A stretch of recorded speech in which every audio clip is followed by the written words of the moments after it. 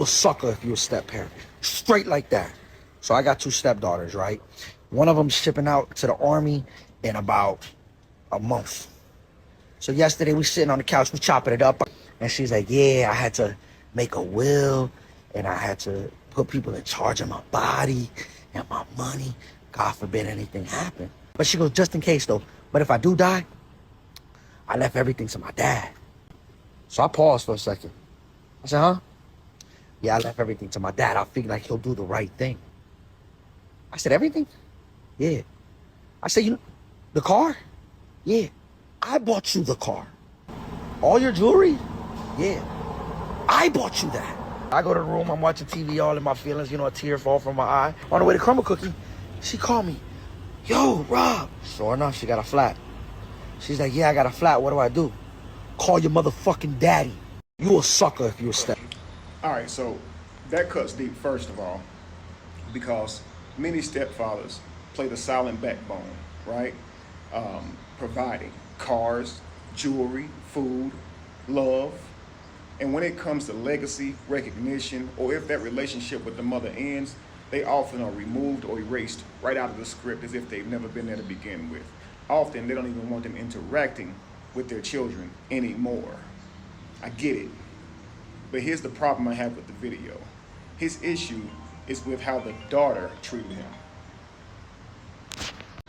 His issue is with how the daughter treated him, okay? Not the mothers. The mother's not disrespecting him. The mother's not devaluing him. She simply did not meet his false expectation.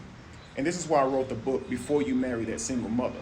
Because I want men to understand, before they take on the role of a stepfather, that there are guidelines, places they should keep their heart in check by understanding their role. Of course, you're gonna fall deeply in love with this child as you be there to nurture this child and see it grow up. But the fact is, you're not their biological parent. You didn't plant that seed. So their roots will always be that of the biological father.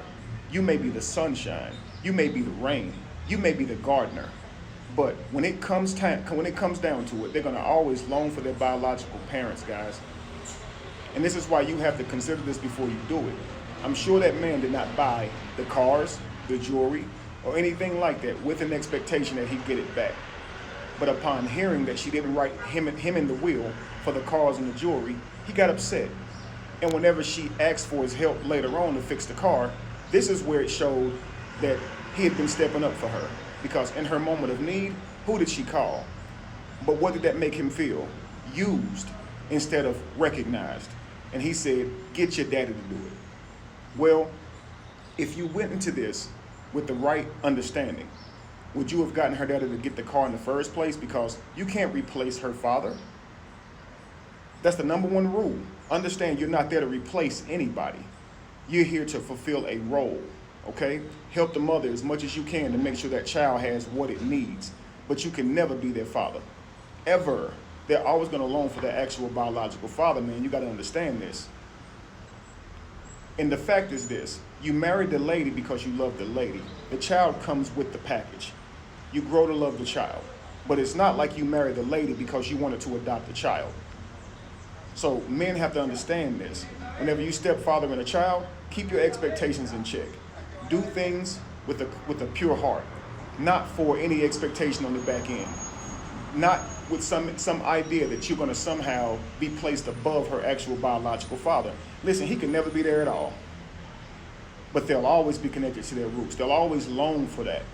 And I've seen it. I've seen men be there for their stepchild, play the role, do everything that and more than what an actual daddy could ever do. Do more than their daddy did for them.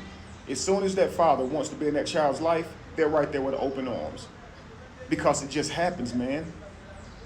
So love the child, be there for it, but you cannot expect to actually be their biological parent. And this is why it's a thankless job. This is why it requires a great man to do this, because it often comes with no recognition. Here's what I would suggest.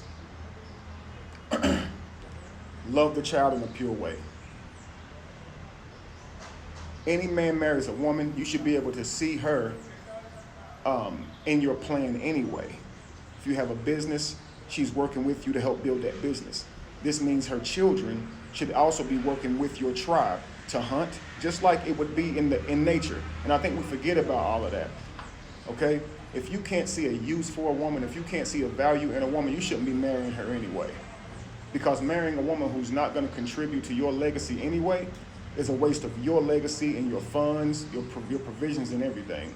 Marry somebody you can build with. And the children also should be somebody you can build with. Just like your children should be somebody that you can build with. Your children should be helping you with the hunt, not just being there for you to provide for them. Too many times we do that. Our children are asking for allowances when they are old enough to be bringing meat home for themselves. You don't see the lion do that. The young, the cubs, go and help hunt. So it's better to put them in a position to thrive by having them help you build your legacy. But we're going about it the wrong way. We're only in the position of providing, and I don't know if we're actually leading here, okay? So I just suggest any man, before you take on a family and raise somebody else's children or play a part in raising somebody else's child, understand your role. I hear too many times men saying, well, when it comes time for me to discipline that child, they don't want me to. You shouldn't be. You shouldn't be disciplining the child to the point where you have to put your hands on them. You should allow the responsibility to be on that mother and father. You're playing a role here. That's not your actual child. I think all these things should be considered. Get the book before you marry that single mother so you guys can understand the lane you're supposed to be in, because you're moving far too far into the bazaar, and that's why you're getting your feelings hurt. Do you understand? Anyway, be evolution. Be the change that you want to see. No candle loses its flame from lighting another. And if you were to ever find yourself in the middle of chaos, it's in that chaos that you find yourself. And yeah, because he got let down by her not putting him in the wheel and putting her father instead, now he's out here deeming all men suckers for being a step parent. Come on, man. Come on now. That's crazy. I bet the next time she needs a car, or that second child, he said he has 2 children with her, if she needs a car, he'll probably be reluctant to get that car, because now he'll be thinking with expectations. When you bought that car because she needed it, man.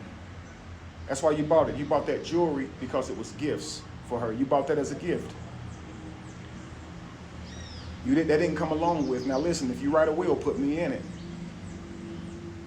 And I'm not just making excuses for the young girl. I'm trying to get you guys to understand it. She never asked for this either. She would probably prefer her mother and actual father stay together. But she's now working with this guy. She probably loves him too. She calls on him when she's in need, as you can see. And then she got this will put in front of her, and she thought about her dad. She trusted him to do the right thing.